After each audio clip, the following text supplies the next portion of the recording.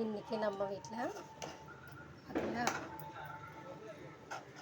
இது கொஞ்சம் மசாலாலாம் போட்டு உருளைக்கிழங்கு தோலெல்லாம் சீவிட்டு இந்த மாதிரி சைஸில் கட் பண்ணி வச்சுக்கணும்.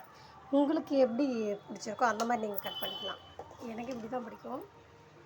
கட் பண்ணி வச்சுட்டு இதில் என்ன நான் சேர்த்துருக்கேன்னு பார்த்தீங்கன்னா, பெரிய வெங்காயம் 2. இதில் பார்த்தீங்கன்னா வெங்காயமே தெரியல பாருங்கள், ஏன்னா நல்லா வதக்கணும். பெரிய வெங்காயம் 2, ஒரு 3 பச்சை மிளகா, குட்டி குட்டி பச்சை மிளகா, கொஞ்சம் இஞ்சி பூண்டு பேஸ்ட்டு, கொஞ்சம் மிளகுத்தூள், ஜீரகத்தூள், கொஞ்சோண்டு மிளகாத்தூள், அவ்வளோதான். தண்ணியில் இதில் ஊற்றிலாம் வேக வைக்கக்கூடாது. நம்ம அலசி வைக்கிறோம் இல்லையா, அப்படியே வாரி போடுறோம் பாருங்கள். இதில் கொஞ்சம் மஞ்சத்தூளும் சேர்த்துருக்கேன். வாரி அள்ளி அப்படி போடுறோம் பார்த்திங்களா, அவ்வளோதான். தண்ணி ஊற்றக்கூடாது எக்ஸ்ட்ரா, ஏன்னா இந்த மாதிரி வராது, டேஸ்ட்டாக இருக்காது. அப்புறம் பாருங்கள்,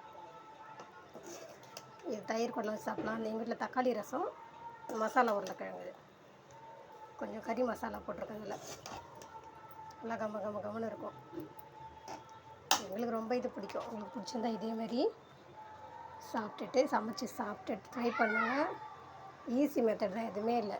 சின்ன பெரிய வெங்காயம் 2, 3 பச்சை மிளகா, இஞ்சி பூண்டு பேஸ்ட் கொஞ்சோண்டு, ஜீரகத்தூள், மிளகுத்தூள், கொஞ்சம் காரத்தூள், கொஞ்சம் மஞ்சத்தூள், உப்பு தேவையான அளவு, அவ்வளோதான்.